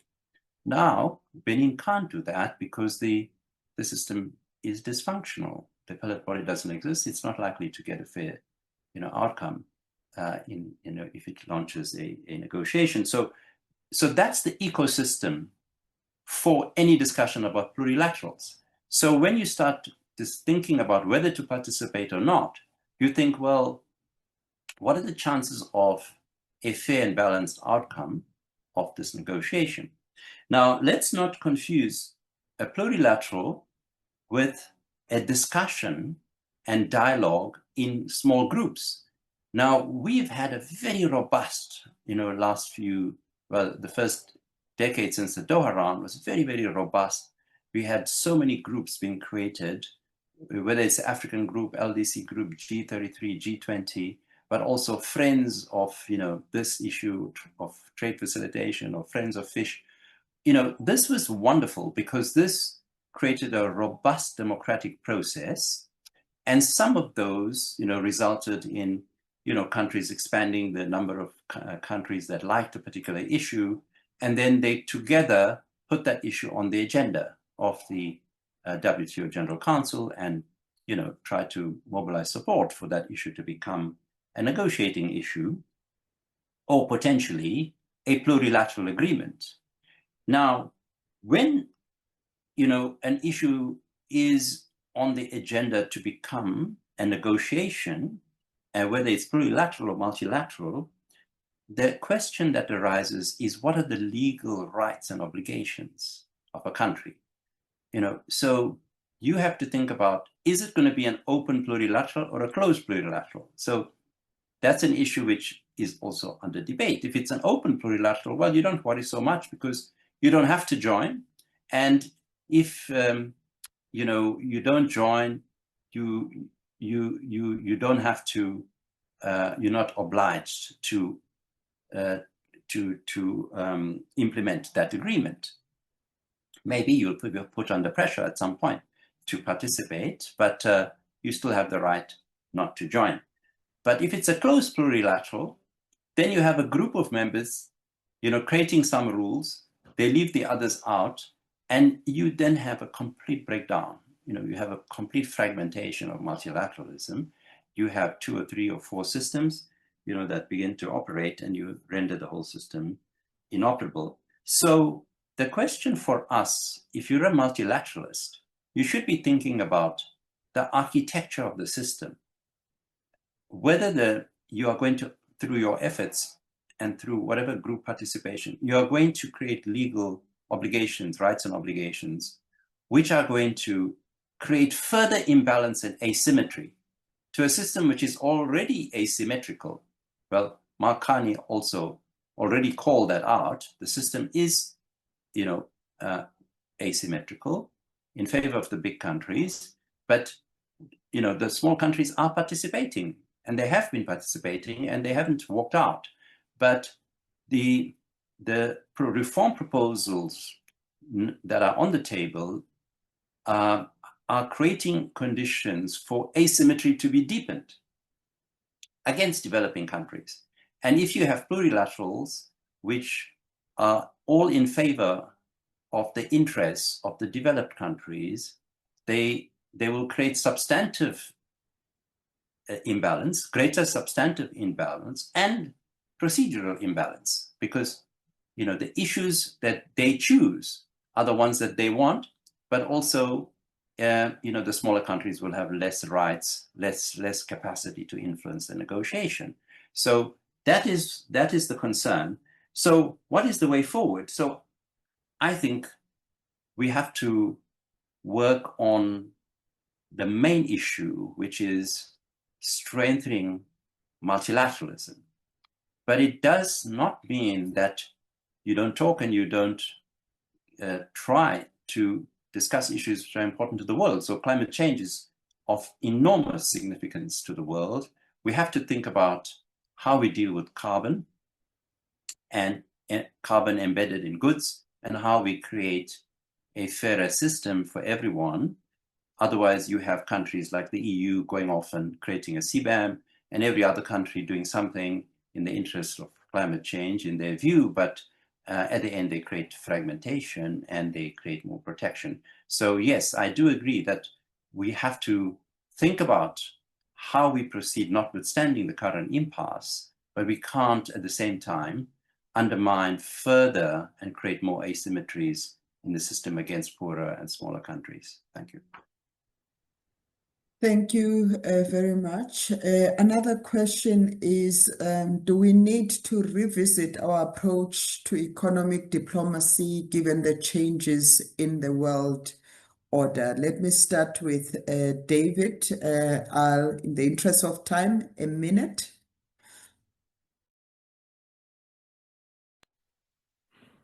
I'm really sorry. Could you repeat that question, please? I lost the connection for a second.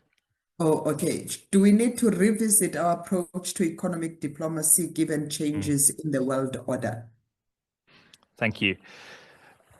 We absolutely do need to, and I think that the response will look different for different countries. And I'm obviously not qualified to talk about what that would look like for South Africa, but from the UK perspective, I think it's engaging at the WTO on those reform issues because we are at a crunch point, and I think we are at risk of the WTO becoming less relevant. We're clearly at risk of increased fragmentation. I think it's working, continuing to work on bilateral and regional trade agreements to kind of build in, carve out more liberalization where we can, but specifically, I think we're seeing big challenges in the emergence of non-tariff barriers and particularly SPS barriers at an unprecedented scale, and they are much harder to solve.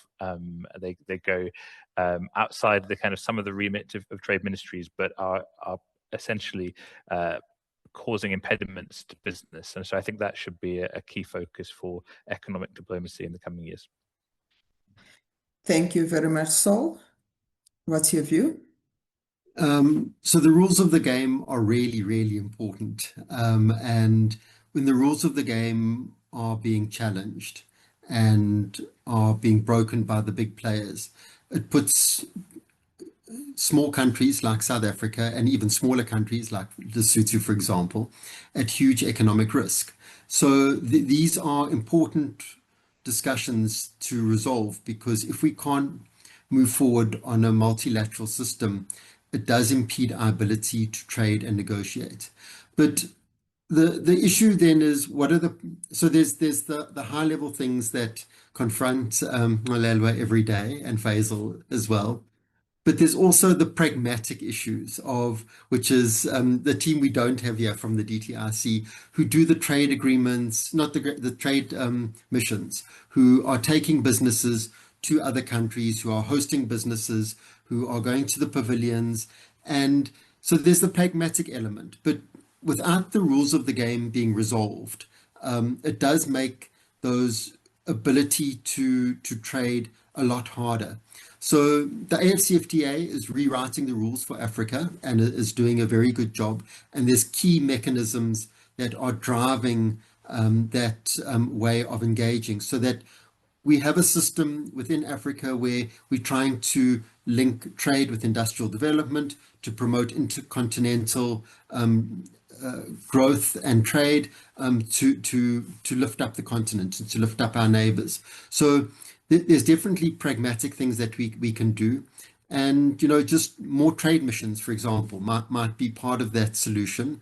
But with having these big blockages, and I think there's a later question around militarization, and those impacts, I think, are having a bearing on how and our ability to deal with these things effectively. Thanks.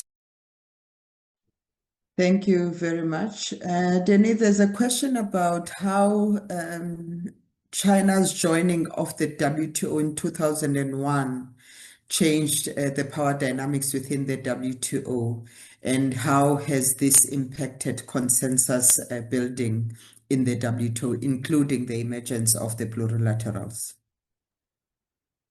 So China joining the WTO, in a sense, was completely consistent with the rules, in the sense that the system was set up that all the countries in the world should be able to join and able to participate, and that they should be able to have enough of sovereignty and control over their own countries that they could decide for themselves what the system of their economy would be, at least within the general outlines of the WTO.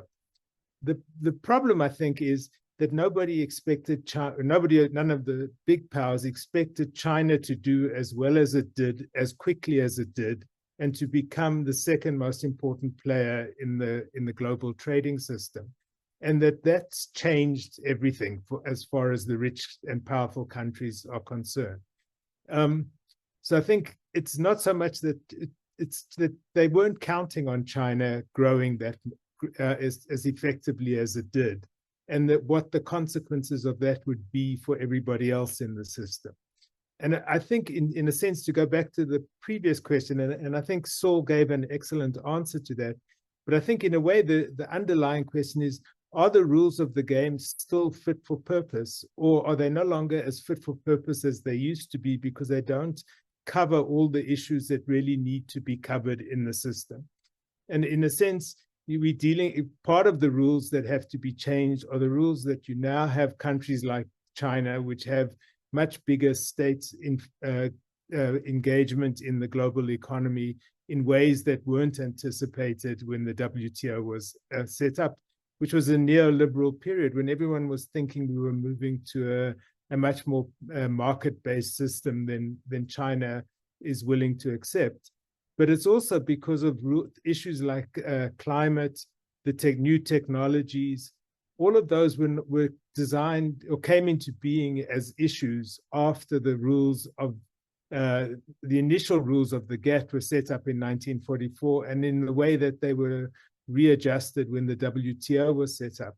And so in a sense, it's not just China, it's that the game has changed and the rules are no longer quite as effective as they used to be. And in a sense, we really need to rethink the rules.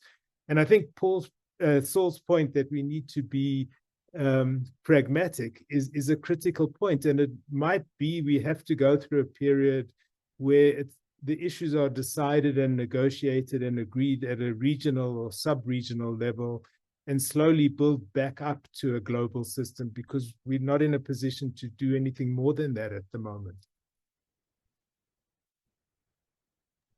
Thank you for that. Let me come to you, Faisal. I'll combine two questions in the interest of time. The first one is, instead of bemoaning the challenges and limitations of whether we have plurilaterals or multilaterals, the question is, how can South Africa improve its leadership of developing countries? And two, how do we ensure that South Africa engages with plurilaterals without becoming a role taker, especially in areas such as climate measures, renewable industry, as well as other supply chains? Over to you, Faisal. Yeah, no, thank you so much. So I think with the first question, that's a bit easier. I think that South Africa really does have a significant role on the African continent, and we aren't doing enough.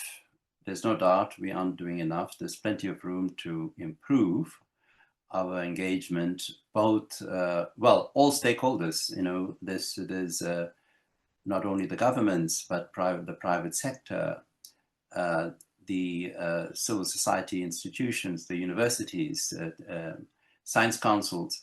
You know, we all have a responsibility to participate actively in a historic process that's emerging on the continent, to integrate the continent, to support you know, the adding of value, industrialization, but also to strengthen the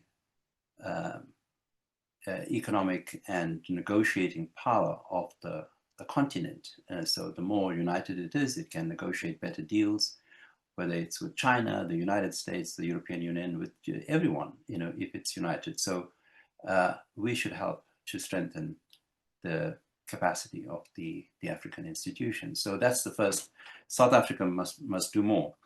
On the climate change, so I'm very engaged in that discussion, and just to keep me busy in my retirement, I have been appointed as a co-chair of a global forum called the Integrated Forum on Climate Change and Trade. And this forum's task, this forum was created at the COP30 in Brazil. It's still to develop its work program, but its main task is to encourage and to create a dialogue about precisely this question. How do we continue to rebuild multilateralism based on principles that you know, may need to be slightly amended or changed from the ones that exist at the moment in the WTO, but beyond the WTO on global governance. So, you know, that's why I quoted President Stubbs, and whose interesting book, actually, he has a very interesting book out, and you should read it, about the current conjuncture and global governance, and even Mark Carney and some of his thinking. But we do need to rethink global governance in the current period, because we're not in 1945 or 1947. That world has changed. There are new powers. It's a multipolar world. How do we ensure that, you know, we create a new system? But we have to address issues of climate change and many others. You know, pandemics are not gone. We just had this Ebola scare now, and hantavirus and things like that. So you have to deal with those issues multilaterally. So a robust, strengthened multilateralism that has legitimacy is so important.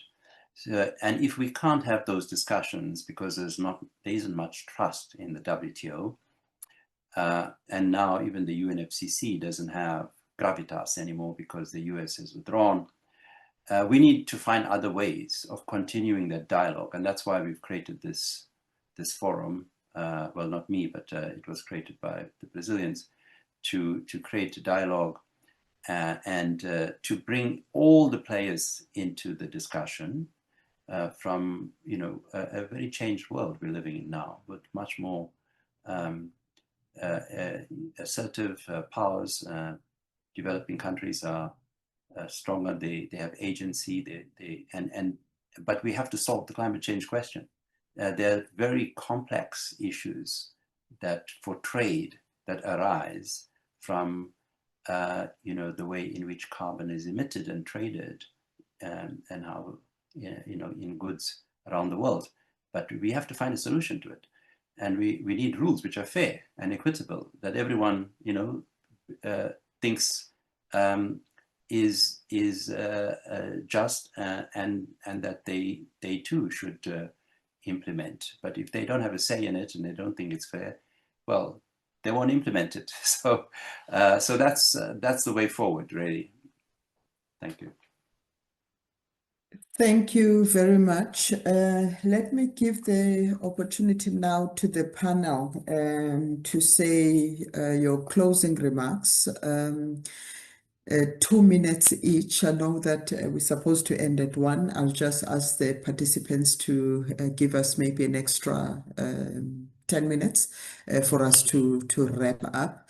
So 2 minutes each in terms of your closing remarks. Importantly, given the current changes in geopolitics and dynamics, what should be the approach to economic diplomacy to navigate the complexities that we see? But yes, your overall closing remarks, starting with Faisal. Yeah, thank you so much. Well, I want to thank the people who joined, but also the panelists and David, for really supporting this initiative, this dialogue. I work very closely with many British institutions, including ODI and FCDO, in the work I do for the AfCFTA. So you're very engaged in that work. And I hope that, the work we're doing on the continent creates a kind of a bottom-up process of building the values and creating conditions that will show the world how we can succeed by collaborating. And this is a very complex group of countries, 55 member states with, very uneven. But if we all can rise to the occasion and create a more equitable framework for the AfCFTA to succeed, it will teach the world that, multilateralism is possible. Thank you. Thank you very much, Faisal. David, over to you. Thank you. It's been a really fascinating discussion, and just wonderful hearing the kind of different views and experience of the panel. I think a lot of this comes down to that tension between idealism and pragmatism, or kind of flexibility and inclusivity. And it is a tightrope that we're looking to walk. We feel that plurilaterals can play a helpful role as a plan B, as we kind of try and move forward on the issues at the multilateral level, which absolutely should be plan A. We're really keen to work with South Africa and other partners on WTO reform, on ensuring the multilateral system is working, and ensuring that we're thinking creatively and in an inclusive way about how we bring partners to the table to make sure that we have a fair and non-fragmented, working, effective global trading system. And I think just on kind of a few words on Africa and AfCFTA, as Faisal's mentioned, I think we really believe in the potential and the vital role that Africa has to play going forward. And we're really proud to be supporting the AfCFTA, and we think there's a lot of potential to kind of think regionally about how the UK and other partners can continue to support African nations in the trade policy and development sphere. Thank you. Thank you very much, David. Danny, over to you. Thank you. Thanks to everyone for a really fascinating and thought-provoking discussion. I mean, it's hard to come up with summarizing remarks. I mean, I agree with Faisal that multilateralism has to be part of the answer. But one of the things that strikes me listening to this is how some of the key problems we face that have to be addressed through the WTO were not even thought of as being within the jurisdiction of the WTO when it was created. I mean, we think the WTO only has states as members of the WTO. But if you really want to deal with global economic issues, you have to think of non-state actors as well. I mean, to try deal with technology without some of the big corporations, or to deal with the economic issues without some of the financial behemoths that we have in the world today, is almost impossible. And so that to think through how do non-state actors fit into this picture as well is becoming a much more important issue. And as I said before, that's not just corporations, it's civil society organizations. It's a much broader group of actors that we have to think about. And the other thing is climate. I think, as Faisal said, it's an absolutely critical issue. But I always think we need to keep remembering that climate is an absolutely unique issue. I'm not suggesting this would be a good thing to do, but as we saw during COVID, it's possible for countries to cut themselves off from the world and the global economy, but on every issue except climate. They can't shut their borders to climate. They have to deal with climate as a multilateral issue. And you can't even really deal with it as a regional issue, because what happens in Asia is going to affect Africa, no matter what we do in Africa on our own. And so that makes multilateralism important, but it also means you can't think just as a sovereign state. You have to think of yourself as a citizen of a global community. And I don't think we've ever worked out how to do that in an effective way. And that, in a sense, is what we're having to think through as we try to revive the WTO into a more robust, healthy organization. But thanks very much for a really wonderful discussion today. Thank you very much. Let me now give the floor to Saul for his closing remarks. Thanks very much. Yeah, I've really enjoyed this discussion, so thank you to the presenters and panelists. For me, there's a lot of complexity in what's happening at the moment, but we need to be in a space where we're finding the opportunities to move forward, and we're finding the opportunities to trade in new markets, and to focus on the willing, particularly in the rest of Africa. And I think there's a lot of more work that we're going to need to do to strengthen inter-Africa trade as a result of some of these global shifts that, you know, for people sitting on the outside appear very intractable. And when we have a lot to lose because of these shifts, we need to maybe need to be proactive in moving in a different direction, so that we don't end up being the victims of the big powers having the big fights, and what the phrase that we often use, when the elephants fight, the grass gets trampled, and we risk being trampled. So we need to find our own way and solve some of these challenges. Thank you. Thank you very much. Let me start by thanking the panelists for taking the time to be part of this important discussion. And also let me thank the participants. And we had very good participation. And I think at some point we're close to 160. So it shows the interest in terms of this topic. It's going to be very difficult to summarize, and I won't attempt to do that. Safe to say that clearly we are in a difficult global environment. It requires careful thinking in terms of the approach. Plurilaterals have always been part of the WTO. And as Faisal has indicated, I think the issue this time around, including the controversy around the plurilaterals, is how they are being approached. What is the different thinking of the member states in terms of the principles that should underpin the plurilaterals? What are the implications for rights and obligations of members? how plurilaterals are integrated into the WTO framework. So there's a need for members to continue to engage so that we can find each other, but do it in a way that will not fragment the multilateral trading system and fragment global trade, because at the end of the day, if that happens, as Saul has just indicated, when the elephants fight, the grass suffers. And unfortunately, the grass is mostly developing countries that are disproportionately affected by the rules. Whether under the multilateral trading system or under the plurilaterals, the unfortunate truth is that developing countries are always rule takers. And therefore, it's going to be important to look at how do we create partnerships through economic diplomacy to ensure that the voices of developing countries, including South Africa and Africa, are heard in whatever configurations that discussions are taking place.